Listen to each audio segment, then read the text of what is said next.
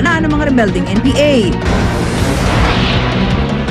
Mas mura at mas masarap na Pinoy pandesal, mabibili na sa mga tindahan simula ngayong araw. 5 patay matapos magkarambola ang 8 truck sa isang highway sa China. At kapuso host na si Pia Guanyo, ikinasal na. Huwag mahuli, tutok na sa unang balita. Magandang umaga, narito na mga unang balita.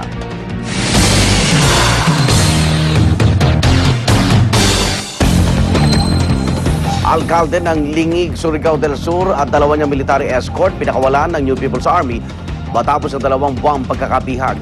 Nauna ng pinalaya ng NPA nitong Sabado ang 4 na jail guard na dinukot sa Bukidnon noong Hulyo. Narito ang report. Mag-aalas 2 ng hapon nitong linggo, pinakawala ng New People's Army ang alkalde ng Lingig, Surigao del Sur na si Mayor Henry Dano at ang 2 niyang military escort. August 6 nang tukutin ng NPA ang 3. Sinalubong ang 3 ng asawa ni Dano, ilang miyembro ng International Committee of the Red Cross at ni Surigao del Sur Governor Johnny Pimentel. Sa pahayag ng National Democratic Front, sinabi nilang hindi raw prisoner of war o kidnap victim si Dano. Isa raw siyang sibilyang nagkasala sa pamamagitan ng pagbuo ng private army at pakikipagsabwatan umano sa militar. Sa kabila raw ng pagpapalaya nila kay Dano, posible raw na muli nila itong arestuhin kung uulitin ito ang kanya umanong mga paglabag sa karapatang pantao. Ikinatuwa naman ng Malacanang ang pagpapalaya kay Dano. Pinapurihan din si Governor Pimentel sa kanyang paghawak sa krisis. Ayon sa militar, nagkaroon ng localized ceasefire sa lugar para mapalaya ang grupo ni Dano. Pero tutugisin pa rin daw nila ang mga rebelde. Nitong Sabado, nauna ng pinalaya ng NPA ang 4 na tauhan ng Bureau of Jail Management and Penology na dinukot sa Bukidnon noong Hulyo. Suot ng mga binihag ang mga t-shirt na may nakasulat na prisoners of war nang i-turnover sa mga otoridad. Isa-isa pumirma ng release order ang 4, pati na ang pinuno ng Herminio Alfonso Command ng NPA Front 53 sa turnover ceremony na tumagal ng 3 oras. Ayon sa NDF, pinalaya ang 4 dahil sa humanitarian reason at tugon sa apela ng mga pamilya nila. Bahagi rin daw ito ng pagpapaigting ng negosasyong pangkapayapaan ng gobyerno ng Pilipinas at ng NDF. Dumating sa turnover ceremony ang ilang miyembro ng ICRC, si Public Attorney's Office Chief Presida Rueda Acosta na nilapitan ng mga pamilya ng mga bihag at ang International Humanitarian Mission Group na Sowing the Seeds of Peace in Mindanao. Para sa unang balita, Susan Enriquez reporting. Communist Party of the Philippines kinumpirma ang pagpanaw ng kanilang spokesperson na si Gregorio Roger Rosal. Sa inilabas nilang statement, sinabi nilang namatay si Rosal dahil sa atake sa puso noong June 22. Si Rosal ay 64 na taong gulang. Hindi raw nila agad itong inanunsyo dahil inuna muna raw nila itong ipinaalam sa mga kaanak ni Rosal. Labis daw itong ipinagluluksa ng buong CPP at mga miyembro ng New People's Army. Sa Sabado, nakatakdang magdaos ng tribute at gun salute ang CPP-NPA para kay Rosal. Nagpaabot na rin po ng pakikiramay ang liderato ng hukbong sandatahan sa mga naulila ni Roger. Sa kabila ng pinagdaraan ang hirap ng mga taga-Kalumpit, Bulacan, kumpiyansa pa rin sila na makakabangon mula sa kalamidad. Nagsimula na silang maglinis ang kanilang mga bahay at paaralan. Narito ang report ni Steve Dailisan. Kasabay ng pag-alis ng mga putik sa mga binahang lugar at mga eskwelahang nagsilbing evacuation center, unti-unti na rin binubura sa alaala ng mga taga-Kalumpit, Bulacan ang malawakang pagbaha sa lugar.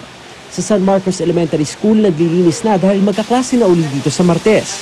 Ang pamilya ni Erlinda at anak na si Lorena ang mga pinakahuling evacuee. Sa bahay ni Nanay Erlinda, abala pa ang kanyang mga anak sa pagsasabon at paglalampaso ng sahig. Maliban sa mga damit, hindi na raw mapapakinabangan ng karamihan sa kanilang mga gamit. Pero may dahilan pa rin daw para ngumiti. Huwag silang malulungkot, kahit na anong pagsubok, maging masaya sila. Matatag pa rin. Ganon. Tuloy ang buhay. Ayun, tuloy ang buhay. Tuloy ang Pasko. Sumalubong naman kay Lorena ang mga kapitbahay na hinaharap na ang labada. Kaliwat kanan din ang paglilinis nila sa mga binahang tahanan. Kahit patila wala nang natira sa kakaunti nilang naipundar, marami pa rin daw silang dapat ipagpasalamat. Tulong-tulong na lang para mahon ulit. Ang importante lang po yung walang sa pamilya namin. Opo, kami lahat.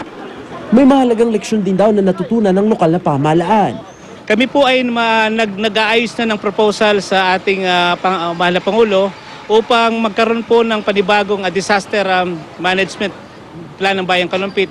5 barangay na lang daw ang nananatiling lubog sa baha. Pakiusap ng mga residente, agad nang ibalik ang supply ng kuryente. Para sa unang balita, Steve Dailisan reporting. Samantala, GMA Kapuso Foundation nagsagawa ng kalusugan caravan sa Barangay San Agustin sa Hagonoy, Bulacan. Kasama po ang Philippine Medical Association, namigay ang Kapuso Foundation sa mga binahang residente ng mga libreng gamot. Libre rin ang check-up at treatment ng mga may sakit, lalo na po yung nagkaroon ng alipunga. Mayroon ding surgery team kung mayroong kailangan maoperahan. Gamit ang mga bangka, sinadya ng mga doktor ang mga nasalantang hindi kayang makapunta sa medical mission. Laking pasasalamat naman ang mga residente sa mga tulong na kanilang natanggap.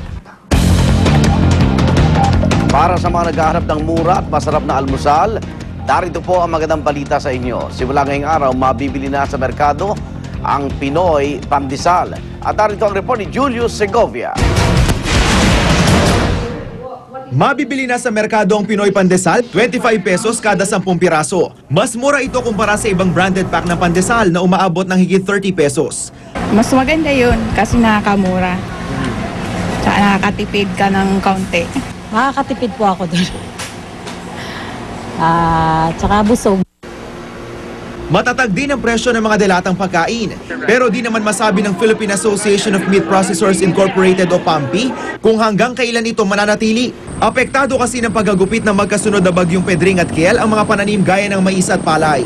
Patoka ito sa mga livestock gaya ng manok at baboy. Kaya posible raw maapektuhan ang presyo ng canned goods. The procurement of the raw materials will be very significant here. So, yun ang ating yun ang ating babantayan ngayon. Posible rin daw makaapekto sa pagtaas ng presyo ng mga delata at iba pang bilihin ang mabilis na pagkaubos ng supply nito. Ayon sa Philippine Amalgamated Supermarkets Association o PAG-ASA, bulto-bulto kung umorder sa kanila ang mga institusyon at pribadong sektor na nagsasagawa ng relief operations. Kabilang sa madalas bilhin ng mga delata, noodles, kape at gatas. Kung pare-parehong binibigyan natin yung maapektuhan ng supply nun. Kung tuloy-tuloy ang pangangailangan. Right now, hindi pa naman umabot sa ganung level. Nauna nang nag-price hike ang sardinas. Hulyo pa ito nagsimulang tumaas. Pero hindi dahil sa presyo ng lata, kundi dahil sa supply ng isdang tamba na ginagamit sa paggawa ng sardinas. Umiiral pa rin ang price freeze na ipinatupad ng Department of Trade and Industry o DTI sa mga lugar na sa state of calamity dahil sa dalawang bagyo. Para sa unang balita, Julius Segovia reporting. Samantala, fact-finding team ng Keppel mula Singapore nasa bansa na para imbestigahan ang pagbagsak ng steel ram sa kanilang shipyard sa Subic nitong Biyernes. 6 na trabahador ang namatay sa disgrasya. Narito ang report ni Jam Sisante. Supervisor si Fernando San Juan sa subcontractor ng Keppel Subic Shipyard na GNR General Services. Ilang metro lang daw ang layo niya sa anak na si Mark nang mabagsakan ng rampa nitong Biyernes. Pagtingin ko doon mismo sa tapat nung naaapakan kong railings, nakita ko yung anak ko. Hindi, alam kong anak ko dahil yung pantalon niya kilala ko, pero yung mukha niya natatabunan ng buhangin. Pero yung dumagiti. Dahil alam niyang wala ng buhay ang anak, tumulong si San Juan na dalhin sa ospital ang iba pang sugatan.